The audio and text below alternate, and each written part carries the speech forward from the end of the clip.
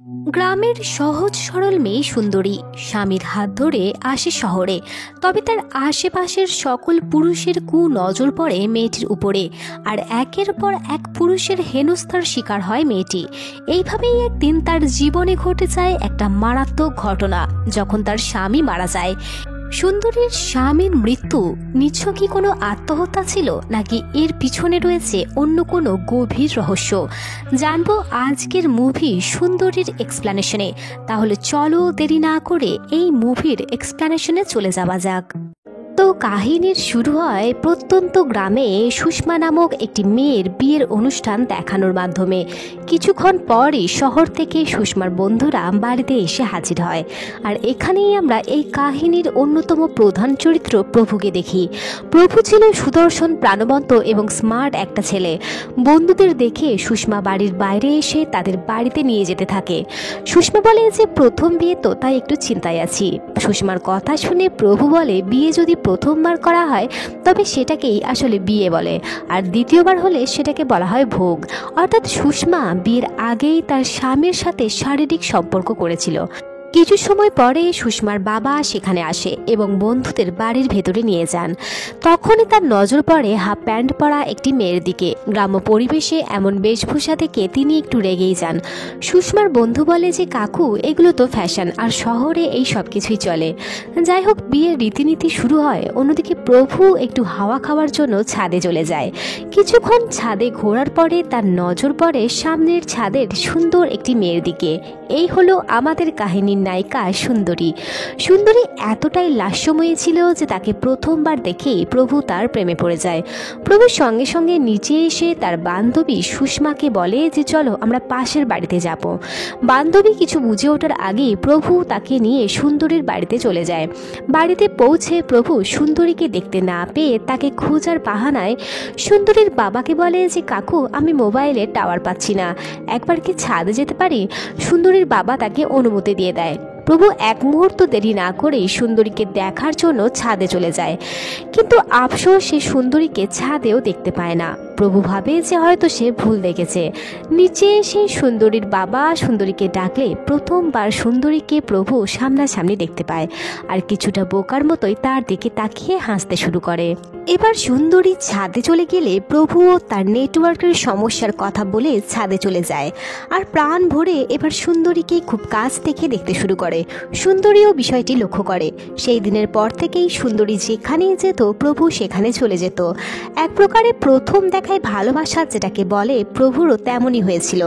রাত হতেই প্রভু নেশাগ্রস্ত হয়ে বন্ধুদের বলে যে, এই গ্রামেই আমি আমার বউ পেয়ে গেছি, যদি বিয়ে করি তবে সুন্দরীকেই করব।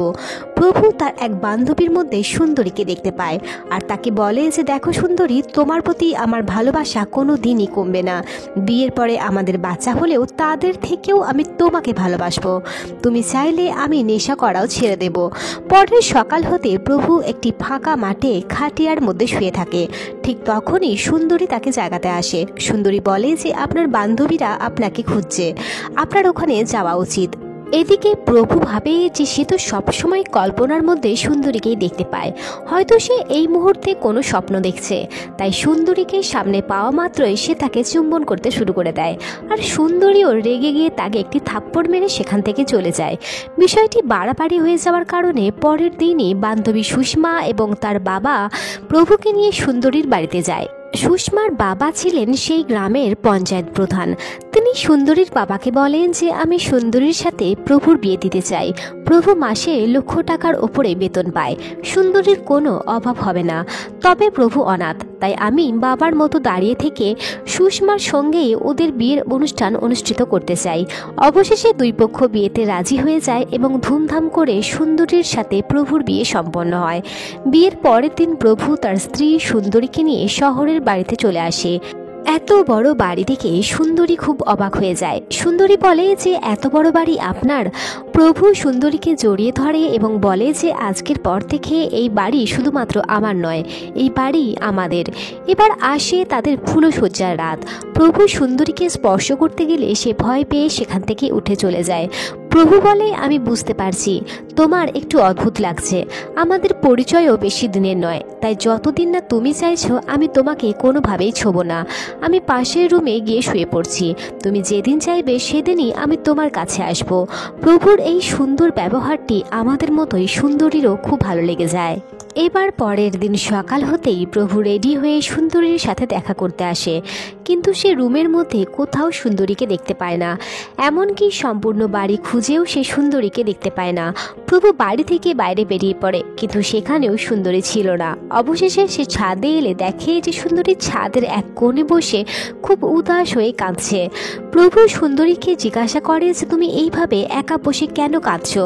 সুন্দরী বলে যে গ্রাম ছেড়ে শহরের এই বদ্ধ পরিবেশ আমার একদম ভালো লাগছে না, আমি এখানে কোনোভাবেই থাকতে পারবো না, তুমি বরং আমাকে গ্রামে ছেড়ে দিয়ে এসো। প্রভু বলে যে বোকা মেয়ে, বিয়ের পরে সব মেয়েদেরই স্বামীর কাছে থাকতে হয়, সব মেয়েরাই যদি বিয়ের পরে বলে যে নিজের বাপের বাড়ি চলে যাব, তাহলে কারোর সংসারই টিকতো না। প্রভু বুঝতে পারে যে সে অফিসে যাওয়ার পরে সুন্দরী খুব একা হয়ে যাবে, তাই সে সুন্দরীকে তার এক বান্ধবীর বাড়িতে নিয়ে আসে। বান্ধবীকে বলে যে এই হলো আমার স্ত্রী সুন্দরী, গ্রাম ছেড়ে শহরে এসে তার এখানে মানাতে খুব কষ্ট হচ্ছে, আমিও সারাদিন বাড়িতে থাকি না, তাই তার খুব ভয় করে, আমি না আসা অবধি তুমি কি সুন্দরীর খেয়াল রাখতে পারবে? বান্ধবী অনিতা জানায় যে আমি থাকাকালীন সুন্দরীর কোনো অসুবিধা হবে না। অনিতা সুন্দরীকে নিয়ে বাড়ির ভেতরে আসে। এদিকে অফিস যাওয়ার পথে সুষমা প্রভুকে ফোন করে এবং জিজ্ঞাসা করে যে তাহলে বলো কাল রাতে তোমাদের স্পেশাল নাইট কেমন কাটলো, তোমরা কতবার ইন্টিমেট হলে? প্রভু সুষমাকে বলে যে তুমি মেয়ে হয়ে এই সমস্ত কথা জিজ্ঞাসা করছো, তোমার লজ্জা লাগে না? সুষমা বলে এতে লজ্জার কি আছে। প্রভু রেগে গিয়ে তার ফোন কেটে অফিসের জন্য বেরিয়ে পড়ে। সুন্দরী অনিতার বাড়িতে বসেই থাকে, ঠিক তখনই আমরা সেখানে অনিতার স্বামীকে দেখি। অনিতার স্বামী স্নান করে প্রায় অর্ধনগ্ন অবস্থায় বাথরুম থেকে বেরিয়ে আসে আর চোখের সামনে সে সুন্দরীকে দেখে। অনিতার স্বামী যতীনের এমন নগ্ন রূপ দেখে সুন্দরী অন্যদিকে ঘুরে পড়ে। অনিতা যতীনকে সুন্দরীর সাথে পরিচয় করিয়ে দেয়। যতীন সুন্দরীর শরীরের দিকে খুব খারাপ দৃষ্টিতে তাকিয়ে থাকে, তো যতীন সুন্দরীকে বলে যে তুমি তো ভীষণ আকর্ষণীয়। বিষয়টি অনিতা বুঝতে পেরে তার স্বামীকে সেখান থেকে অন্য রূপে পাঠিয়ে দেয়। অনিতা সুন্দরীকে নিয়ে বাইরে আসে। এ জায়গায় শহরের মানুষের আদব কায়দা এবং সুন্দরীর উপরে পড়া মানুষের কুনজর নিয়ে সুন্দরী অনিতার সঙ্গে আলোচনা করলে অনিতা বলে যে তুমি তো শহরে নতুন এসেছো, তাই তোমার এই সমস্ত কিছু একটু খারাপ লাগছে, কিছুদিন গেলে বুঝতে পারবে শহরে এমনটা প্রায়শই ঘটে থাকে। অনিতা সুন্দরীকে নিয়ে সুন্দরীর বাড়িতে আসে। বাড়িতে ফিরে অনিতা সুন্দরীর কাছ থেকে তাদের প্রথম রাতের বিষয়টি জানতে চায়। সুন্দরীর শারীরিক জড়তা দেখে অনিতা বুঝে যায় যে প্রভুর সাথে সুন্দরী এখনও মিলিত হয়নি। অনিতা বলে যে তোমাদের প্রথম রাত তোমরা এনজয় করনি, যে কারণে তোমার ভয় কাটেনি। বিয়ের পরে এই ফুলসজ্জার অনুষ্ঠান কেন আয়োজন করা হয় তুমি জানো? প্রত্যেকটা মেয়ের পরম সম্পদ হলো তার লজ্জা, আর এই লজ্জা যখন তুমি তোমার স্বামীর কাছে সমর্পিত করবে তখন বুঝতে পারবে যে পৃথিবীতে স্বামীর মতো আপন আর কেউ নেই, আর তখনই এই সংসার ছেড়ে তুমি গ্রামে যাওয়ার কথা ভাবেও না। তোমরা শারীরিকভাবে মিলিত না হলে তোমার ভয়ও কাটবে না, তাই বিষয়টি একটু ভেবে দেখো। সন্ধ্যায় প্রভু বাড়িতে এলে সুন্দরী খুব সেজে গুজে হাসি মুখে স্বামীর জন্য দরজা খুলে দেয়। সুন্দরীকে বাড়িতে এইভাবে সেজে গুজে দেখে প্রভু তো রীতিমতো অবাক। প্রভু সুন্দরীর হাতে এক কাপ কফি খেতে চায়। সুন্দরী বলে যে আপনি স্নান সেরে আসুন, আমি তার মধ্যেই আপনার জন্য কফি বানিয়ে আনছি। সেই কথা শুনে প্রভু নাচতে নাচতে স্নান করতে চলে যায়। সুন্দরী কফি বানাতে শুরু করে এবং প্রভু বুঝে যায় যে সুন্দরী এবার তাকে স্বীকার করে নিয়েছে, আর আজ হয়তো তাদের মধ্যেকার সমস্ত দূরত্বও দূর হয়ে যাবে। এদিকে প্রভু কফি খেতেই থাকে, ঠিক সেই সময় তাদের দরজার কলিং বেল বেজে ওঠে। প্রভু উঠে দরজা খুলতেই দেখে যে তার বন্ধু রিতেশ সেখানে এসেছে। রিতেশ প্রভুর কাছে গেমের সিডি নিতে এসেছিল। তখন প্রভু তার স্ত্রী সুন্দরীর সাথে রিতেশের পরিচয় করিয়ে দেয়। সুন্দরীর সুন্দরতা রিতেশের চোখ ঝলসে দেয়। এদিকে প্রভু সিডি আনতে চলে গেলে রিতেশ সুন্দরীর শরীরের গোপন অংশে তার চোখ বোলাতে শুরু করে। প্রভু এলে রিতেশ বলে যে কেন যে সেদিন সুষমার বিয়েতে গেলাম না, আমি গেলে আজ সুন্দরী আমার বউ হতো। যাই হোক, রিতেশ সিডি নিয়ে চলে যায়। প্রভু সুন্দরীকে নিয়ে টিভি দেখতে বসে, যেখানে টিভিতে কিছু অশ্লীল ভিডিও চলতে থাকে। সেই দৃশ্য দেখে সুন্দরীর মুখ তো লজ্জায় লাল হয়ে যায়, আর সে নিজের মাথা নামিয়ে ফেলে। প্রভু দৌড়ে গিয়ে টিভি কোনোভাবে বন্ধ করে। প্রভু বলে যে যখন যখন আমি অবিবাহিত ছিলাম তখন মাঝে মাঝে এগুলো দেখতাম। এইসব ভিডিওই তখন আমার ভেতরের জ্বালা শান্ত করত। সেসব কথা শুনে সুন্দরী বলে যে এখন তো তোমার বিয়ে হয়ে গেছে, আর তো ওইসব ভিডিও দেখার কোনো দরকার নেই। প্রভু সুন্দরীর ইশারা বুঝে যায় এবং সুন্দরীকে বলে যে সত্যিই কি তুমি রাজি আছো? সুন্দরী মাথা নাড়িয়ে তাতে সম্মতি জানায়। সময় নষ্ট না করে প্রভু সুন্দরীকে কোলে করে বিছানায় নিয়ে আসে এবং একে অপরের সঙ্গে মেতে ওঠে, আর অবশেষে তারা মিলিত হয়। সুন্দরী এবং প্রভু এবার নিজেদের মধ্যে সময় কাটাতে শুরু করে। সুন্দরীর মনও এবার সংসারের প্রতি বসে গেছিল। তারা সবসময় নিজেদের মধ্যে রোম্যান্টিক সময় কাটাতো। আসলে স্বামী স্ত্রীর সম্পর্ক এমনই হয়। স্বামীর ভালোবাসা, অন্যদিক থেকে আদর যত্ন স্ত্রীকে তার ফেলে আসা বাড়িও ভুলিয়ে দেয়। সাংসারিক জীবন যেমন সুন্দরভাবে কাটছিল, তেমনই প্রভুর হার্ডওয়ার্কের জন্য সে অফিসে বেস্ট এমপ্লয়ের অ্যাওয়ার্ড পায়। সেই খুশিতে প্রভু তার বন্ধুদের তার বাড়িতে আমন্ত্রণ জানায়। প্রভু বাড়িতে ফোন করে সুন্দরীকে জানায় যে আমি আজ বেস্ট এমপ্লয়ের অ্যাওয়ার্ড পেয়েছি, তাই বন্ধুদের বাড়িতে নিয়ে যাওয়ার আমন্ত্রণ করেছি। তুমি এই সময়ের মধ্যে কিছু চিকেন কিনে তার ফ্রাই করে রেখো। এদিকে সুন্দরী তো সেই শহরে নতুন, সে জানতই না চিকেন কোথায় পাওয়া যায়, তাই সে অনিতার কাছে সাহায্যের জন্য যায়। অনিতা খুব ব্যস্ত থাকায় সে সুন্দরীকে চিকেন শপের অ্যাড্রেস দিয়ে দেয়। এদিকে সুন্দরী একা এসে দোকানে যেতে শুরু করলে রাস্তায় রিতেশ এসে তার পাশে দাঁড়ায়। রিতেশ সুন্দরীকে জিজ্ঞাসা করে, বৌদি আপনি কোথায় যাচ্ছেন? সুন্দরী জানায় যে সে মাংস আনতে যাচ্ছে। রিতেশ বলে, আপনি আমার বাইকে বসুন, আমি আপনাকে দোকানে পৌঁছে দেবো। কিন্তু গাড়ির সিট ছোট হওয়ার কারণে সুন্দরী বাইকে বসতে রাজি হয় না। তো রিতেশ গাড়ি সেখানে রেখে দিয়ে সুন্দরীকে নিয়ে হেঁটে হেঁটে মাংসের দোকানে চলে যায়। এদিকে রাত হতেই প্রভুর কলিগরা প্রভুর বাড়িতে আসে। রাতে সকলে মিলে ড্রিঙ্ক করতে শুরু করে। ঠিক তখনই সুন্দরী চিকেন ফ্রাই নিয়ে আসে। সুন্দরীকে দেখা মাত্রই প্রভুর বসের মাথায় কাম ভাবনা জেগে ওঠে। সে সুন্দরীকে খুব খারাপ নজরে দেখতে শুরু করে। সুন্দরী চলে যাওয়ার পরে প্রভুর বস প্রভুকে বলে যে তোমার বউ তো ভীষণ সুন্দর, এক রাতের জন্য তোমার বউকে কি পাওয়া যাবে? এই কথা শুনেই প্রভুর মাথায় আগুন জ্বলে ওঠে। সে তার বসকে বলে যে আপনি আমার বস না হয়ে যদি অন্য কেউ হতেন, আমি এই মুহূর্তেই আপনাকে মেরে ফেলতাম। সুন্দরী আমার স্ত্রী, তাই আমার স্ত্রীকে নিয়ে কোনো খারাপ কথা আমি শুনবো না। এবার পরের দিন প্রভু খুব রাগান্বিতভাবে অফিস থেকে বাড়ি ফিরে আসে।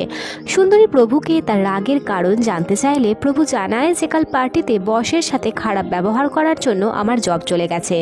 মাসের শেষে 1 লক্ষ টাকা আমার হাতে আসতো, এখন আর সেটাও আসবে না। এবার সংসার কি করে চলবে সেটাই ভাবনার বিষয়। পরের দিন প্রভু চাকরি খোঁজার জন্য একটার পর একটা কোম্পানি ভিজিট করতে থাকে। অন্যদিকে সুন্দরী একটি টিফিন বক্স অনিতাকে দেওয়ার জন্য তার বাড়িতে যায়। সেই সময় অনিতা বাড়িতে থাকে না। সুন্দরী টিফিন বক্সটি রান্নাঘরে রাখতে গেলে অনিতার স্বামী পিছন থেকে এসে সুন্দরীকে জড়িয়ে ধরে। সুন্দরী কোনোভাবেই নিজেকে ছাড়িয়ে নেয়। অনিতার স্বামী কিছুটা চালাকি করে বলে যে আরে আমি ভেবেছিলাম তুমি আমার স্ত্রী। সুন্দরী বুঝতে পারে যে অনিতার স্বামী মিথ্যা বলছে আর তার মধ্যে কুপ্রবৃত্তি রয়েছে, তাই সে কিছু না বলে সেখান থেকে বাড়ি চলে আসে। বাড়িতে এসে সুন্দরী কান্নায় ভেঙে পড়ে এবং তার শরীরের যে যে জায়গায় অনিতার স্বামী ঠোঁট দিয়ে স্পর্শ করেছিল সেই জায়গাগুলি জল দিয়ে ধুতে শুরু করে। কিছু সময় পরে সুন্দরী বেরিয়ে এলে দেখে যে প্রভু মদ খাচ্ছে। স্বামীর এমন বিধ্বস্ত অবস্থা দেখে সুন্দরী স্বামীর কাছে এসে তাকে বলে যে তোমার কি হয়েছে? প্রভু বলে যে অনেক সময় ধরে অনেক চেষ্টা করেও আমি একটাও চাকরি জোগাড় করে উঠতে পারছি না, আর এরকম চলতে থাকলে হয়তো আমি একদিন নিজেকে শেষ করে ফেলবো। এই ডিপ্রেশন ভোলার জন্যই আমি সর্বদা নেশায় আচ্ছন্ন থাকি।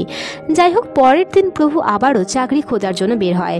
সারা দিন শেষে সে একটি হোটেলে এসে বসে, যেখানে এক ব্যক্তি এক জ্যোতিষীর সাথে তার ছেলের বিয়ের বিষয়ে কথা বলছিল। লোকটি জ্যোতিষীকে বলে যে মেয়ে যতই সুন্দর হোক না কেন, কুষ্টি না মিললে আমি ওই মেয়ের সাথে আমার ছেলের বিয়ে দেব না। জ্যোতিষী বলে যে আজকাল এসব আর কেউ মানে না। লোকটি বলে যে কেউ না মানলেও আমি মানি। আমার ছেলে মাসে 2 লক্ষ টাকা রোজগার করে। আমি যদি কুষ্টি না মিলিয়ে বিয়ে দিই তাহলে আমার ছেলে রাস্তায় এসে দাঁড়াবে। এবার তাদের এই সমস্ত কথাবার্তা প্রভু বসে শুনছিল। সে সমস্ত রাস্তায় এটাই ভাবতে ভাবতে বাড়ি যায়। বাড়ি ফিরে প্রভু নেশা করতে শুরু করে। প্রভুকে দিনের বেলায় নেশা করতে দেখে সুন্দরী তার কাছে এসে জিজ্ঞাসা করে, আজও কি তুমি চাকরির সন্ধান পাওনি? প্রভু বলে সারাদিন খোঁজার পরও একটা চাকরির ব্যবস্থা করতে পারিনি, এরকম বেশি দিন চলতে থাকলে আমি হয়তো আত্মহত্যা করে ফেলবো। সুন্দরী প্রভুকে বুঝিয়ে বলে, তুমি চিন্তা করো না, ঠিক একটা ব্যবস্থা হয়ে যাবে। এই কথা শুনে প্রভু হঠাৎ উঠে সুন্দরীকে কষিয়ে একটা থাপ্পড় মেরে দেয়।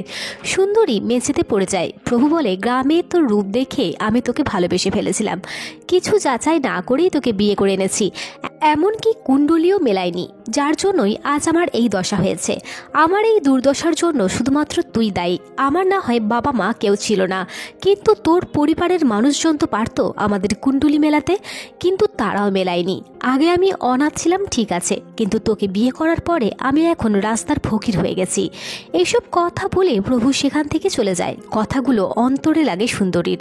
সে কাঁদতে শুরু করে। সুন্দরী তার বাবাকে ফোন করে বলে, বাবা, প্রভুর চাকরি চলে গেছে, আর এইসব নাকি আমার জন্যই হয়েছে, কারণ আমাদের কুণ্ডলি মেলে না। কিন্তু এখানে আমার কি দোষ বলতে পারো? আমি তো ওনাকে আমার জীবনে নিয়ে আসিনি, উনি তো নিজের ইচ্ছায় আমাকে পছন্দ করে বিয়ে করেছেন।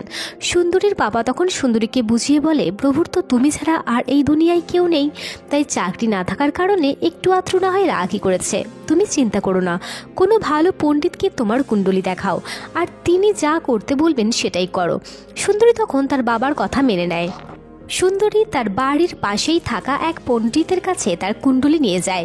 সুন্দরী পণ্ডিতকে সবটাই খুলে বলে। পণ্ডিত কুষ্টি বিচার করে বলে, তোমার স্বামী একদমই সঠিক কথা বলেছে, তোমার কুণ্ডলিতে মঙ্গল দোষ আছে, যে কারণে তোমার স্বামীর জীবনে এত সমস্যা নেমে এসেছে। সুন্দরী তাকে জিজ্ঞাসা করে, তাহলে আপনিই বলুন এসব ঠিক করার জন্য আমাকে কি করতে হবে?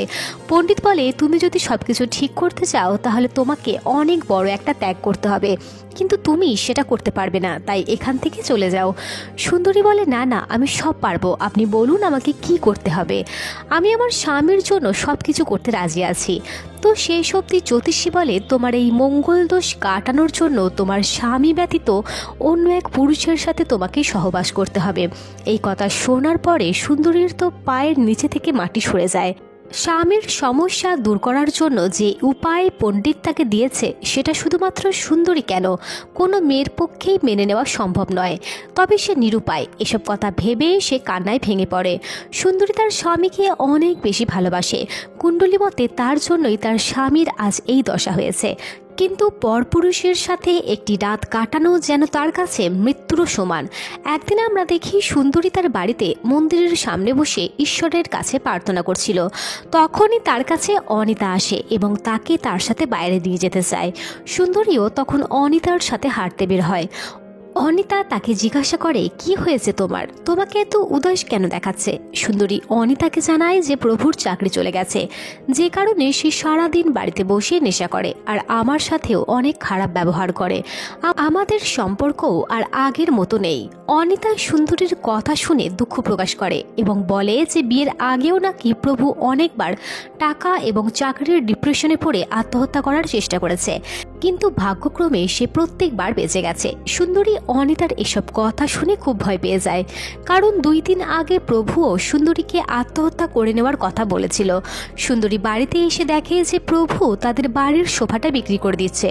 সে প্রভুকে বলে, তুমি এগুলো বিক্রি কেন করছো? প্রভু বলে, কি করব, এখন তো আমার আর চাকরি নেই যে মাসে মাসে লক্ষখানেক টাকা আসবে ব্যাংকে, সংসার চলবে কি করে? তাই টাকা না থাকলে এগুলো তো বিক্রি করতেই হবে। তাছাড়া তুমিও তো আমাকে কোনোভাবেই সাহায্য করতে পারছো না, কি আর করবো বলো? সুন্দরী তখন আবারও তার বাবাকে ফোন করে এবং কিছু টাকা ধার চায়। তবে বাবা জানায় যে তিনি নিজেও ধার দেনা করে কোনো মতে বেঁচে আছেন, তাই তার পক্ষে সুন্দরীকে কোনো টাকা দিয়ে সাহায্য করা সম্ভব নয়। সুন্দরীর কাছে আর কোনো পথ খোলা ছিল না। নিঃসঙ্গ একাকী সুন্দরী অন্ধকার বাড়ির এক কোণায় বসে প্রভুর এবং সেই পণ্ডিতের কথাগুলো ভাবতে শুরু করে। অবশেষে অনেক চিন্তা করে সুন্দরী মন স্থির করে যে স্বামীকে বাঁচাতে সে সব কাজ করবে। এরপরে আমরা দেখি যে সুন্দরী কিছু টাকা নিয়ে একটি শপিং মলে চলে আসে আর একটা ছোট ড্রেস কিনে নিয়ে বাড়িতে ফিরে আসে। যদিও সেই ড্রেসটা পরে সে মোটেও কমফোর্টেবল ফিল করছিল না, কারণ এর আগে সে কখনোই এমন ড্রেস পরেনি। মন শক্ত করে সুন্দরী এই ড্রেসটা পরে বাইরে এসে দাঁড়ায়, যাতে কোনো পুরুষ তাকে দেখে আকৃষ্ট হতে পারে, আর সেই পুরুষটির সাথে একটি রাত কাটিয়ে সে মঙ্গলের দোষ কাটিয়ে নিতে পারে। সুন্দরীকে দেখে সেখানে থাকা ছেলেরা খুবই কুরুচিকর কমেন্ট করতে শুরু করে, যে কারণে সুন্দরী কাঁদতে কাঁদতে বাড়িতে চলে আসে এবং বাড়িতে এসে রেগে সেই ড্রেসটি ছিঁড়ে ফেলে। কাহিনীর পরবর্তীতে আমরা দেখি যে প্রভু এই সন্ধ্যায় তার বসকে ডিনারে ইনভাইট করেছে এবং তারা দুইজনে বসে নেশা করছে। প্রভু তার বসকে বলে, স্যার দয়া করে গতদিনের ব্যবহারের জন্য আমাকে ক্ষমা করে দিন, কিন্তু আমার চাকরিটা বহাল রাখুন। এই চাকরি না থাকলে আমাকে রাস্তায় বসতে হবে। বস বলে, আমি তো তোমাকে চাকরিটা দিতেই চাই, কিন্তু বিশ্বাস করো আমি তোমার চাকরিটা নিই নাই। ওপর মহল থেকে একটু চাপ ছিল আর কি, আর তুমি তো ভালোভাবেই জানো আমার কি চাই, সেটা পেয়ে গেলেই আমি তোমাকে তোমার চাকরি ফিরিয়ে দেব। এরপরে প্রভুর বস হাত ধোয়ার জন্য বেসিনের কথা জিজ্ঞাসা করলে প্রভু রান্নাঘর দেখিয়ে দেয়, যেখানে সুন্দরী কাজ করছিল। বস এদিকে হাত ধোয়ার নাম করে সুন্দরীকে জাপটে ধরে এবং পিছন থেকে সুন্দরীর কাপড়টাও তুলতে শুরু করে। সুন্দরী খুবই ভয় পেয়ে যায় এবং তখনই সেখানে প্রভু চলে আসে, আর সে সুন্দরীর কোনো কথা শোনার আগেই রেগেমেগে তার স্ত্রীকে একটা থাপ্পড় মেরে বসে। কিন্তু আমরা পরে জানতে পারি এগুলো আসলেই সুন্দরীর একটা কল্পনা ছিল। তবে পরক্ষণেই এখানে সেই একই দৃশ্য ঘটে। বস হাত ধোয়ার জন্য বেসিনের খোঁজ করলে প্রভু রান্নাঘরের দিকে ইশারা করে দেয় এবং বসও হাত ধুতে রান্নাঘরে আসে। বস হাত ধুতে এলে সুন্দরী ভয় পেয়ে প্রভুকে ডেকে বসে এবং আর প্রভু তৎক্ষণাৎ সেখানে চলে আসে। যাই হোক, পরের দিন সুন্দরী বাজার করতে যাওয়ার জন্য ব্যাগ হাতে নিয়ে রাস্তায় দাঁড়িয়ে ট্যাক্সির অপেক্ষা করতে থাকে। ঠিক তখনই সেখানে বাইক নিয়ে আসে রিতেশ। রিতেশ সুন্দরীকে তার বাইকে উঠতে বলে, তবে প্রথমে সুন্দরী বসতে না চাইলেও পরে পণ্ডিতের কথা মনে করে সে বাইকে বসে পড়ে। আসলে সুন্দরী রিতেশকে পটিয়ে তার সাথে ইন্টিমেট হতে চাইছিল। বাজার শেষে রিতেশ সুন্দরীর বাড়ির নিচে এলে রিতেশকে সুন্দরী ওই জিনিসগুলো তার বাড়ি অবধি পৌঁছে দেওয়ার অনুরোধ করে। রিতেশ তো মহা খুশি হয়ে যায়, সেই লক্ষ্মী ছেলের মতো সুন্দরীর কথা মেনে নেয় আর সুন্দরীর জিনিসগুলো তার বাড়িতে পৌঁছে দেয়। রিতেশ সুন্দরীর শরীর স্পর্শ করার জন্য মরিয়া হয়ে উঠেছিল, কিন্তু কিচ্ছু করার উপায় নেই দেখে সে চলেই যাচ্ছিল। আর তখনই সুন্দরী রিতেশকে ডাকে এবং বলে, আচ্ছা আপনি কি আমাকে নিয়ে ওইসব কিছু ভাবেন? রিতেশ বলে, আমি তোমাকে নিয়ে কি কি ভাবি সেটা তুমি স্বপ্নেও কল্পনা করতে পারবে না। তাছাড়া তুমি যা আকর্ষণীয়, সবাই তো তোমাকে কাছে পেতেই চাইবে। সুন্দরী বলে, আচ্ছা আপনার সাথে যদি আমি কথা বলতে চাই তাহলে কি করে বলবো? রিতেশ সঙ্গে সঙ্গে তার ফোন নম্বর দিতে যায়, কিন্তু সুন্দরী জানায় তার কাছে কোনো ফোন নেই। এই কথা শুনে রিতেশ দৌড়ে গিয়ে একটি ফোন কিনে নিয়ে সেই সুন্দরীর হাতে ধরিয়ে দেয় এবং সেই ফোন কি করে চালাতে হয়, কিভাবে ফোন করতে হবে বা কিভাবে ভিডিও পাঠাতে হবে সবকিছুই সে সুন্দরীকে দেখিয়ে দেয়। রিতেশ চলে যাওয়ার সময় সুন্দরীকে বলে, রাত্রিবেলায় তোমার ওই ধরনের কিছু ছবি পাঠিও, আমি দেখব। রাত হলে আমরা দেখি যে প্রভু ঘুমাচ্ছে এবং সুন্দরী চুপিসারে বাইরে আসে এবং নিজের কিছু খারাপ ফটো তুলে রিতেশকে পাঠিয়ে দেয়। এই ছবি তুলতে তুলতেও সে কান্নায় ভেঙে পড়ে। পরের দিন সকাল হতেই আমরা দেখি সে সুন্দরী বাড়ির কাজ করছে। অমনি রিতেশ এসে সুন্দরীকে জড়িয়ে ধরে আদর করতে শুরু করে। সুন্দরী নিজেকে ছাড়িয়ে নেয় এবং রিতেশকে সজোরে একটা থাপ্পড় মেরে বসে আর বলে, এখানে কিচ্ছু করা যাবে না, অন্য কোথাও চলো। রিতেশ বলে, এই কথা? এখানে করলে তোমার স্বামী দেখে ফেলতে পারে, তাই তো? বেশ, আমি নিচে যাচ্ছি, তুমি রেডি হয়ে চলে এসো। সুন্দরী তখন রেডি হয়ে নিচে চলে যায় আর রিতেশও তাকে নিয়ে একটি নির্জন বাড়িতে আসে। ঘরে ঢুকতে না ঢুকতেই রিতেশ তার কাপড় খুলে ফেলে, কিন্তু সুন্দরীর সংকোচন যেন কোনোভাবেই কমছিল না। রিতেশ তখন সুন্দরীকে বলে, আরে ভয় পাচ্ছ কেন? কিচ্ছু ভয় নেই। সুন্দরী তাতেও চুপ করে বসে থাকলে রিতেশ বলে, বেশ তাহলে চলো আগে আমরা একটা ভিডিও দেখি, তারপরে সব শুরু করব।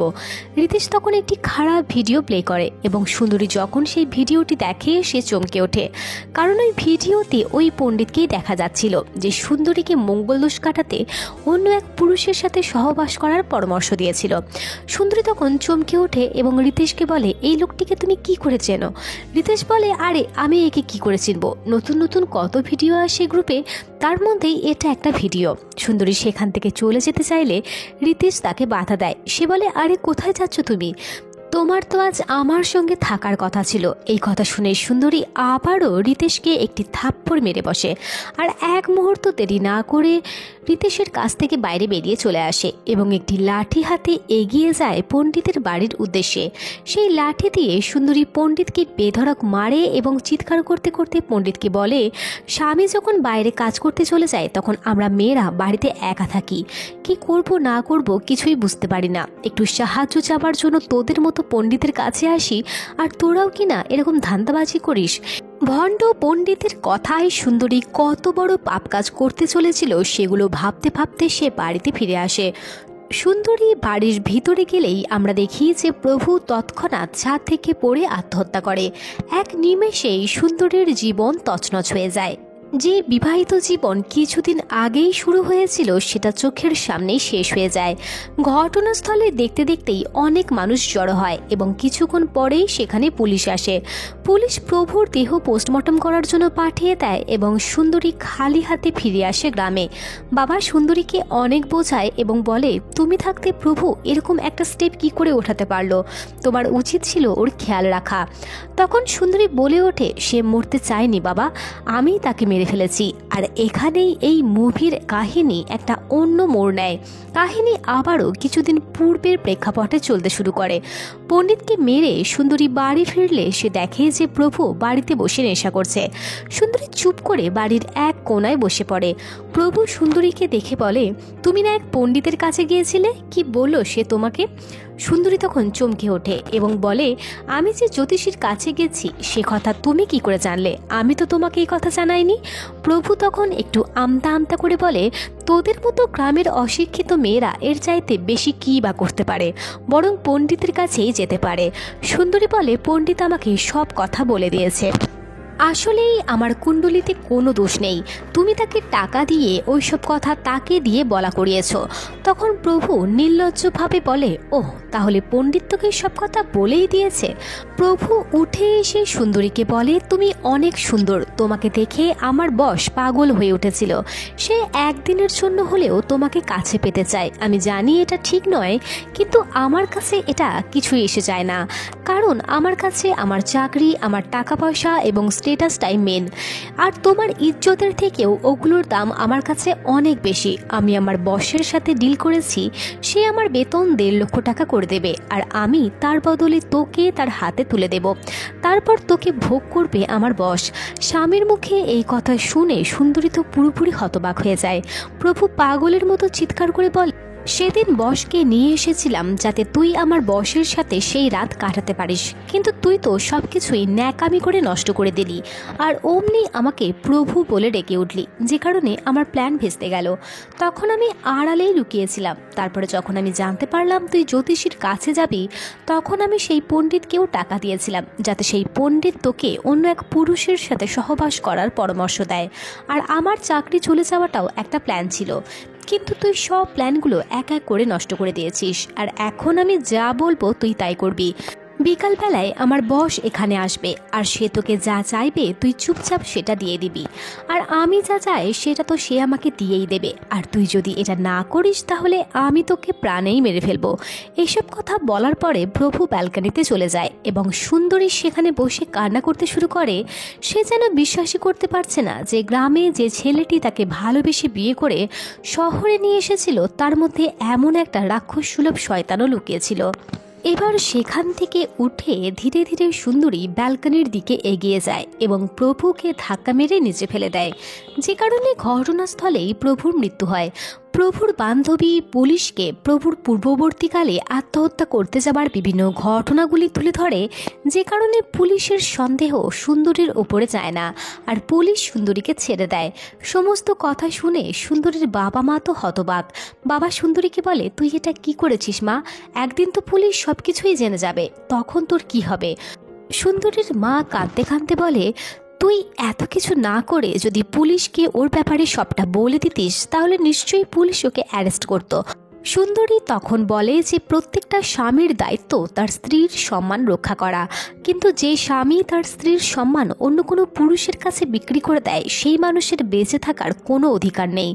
সুন্দরীর বাবা বলে, এই পাহাড় সমান জীবন তুই একা কিভাবে কাটাবি?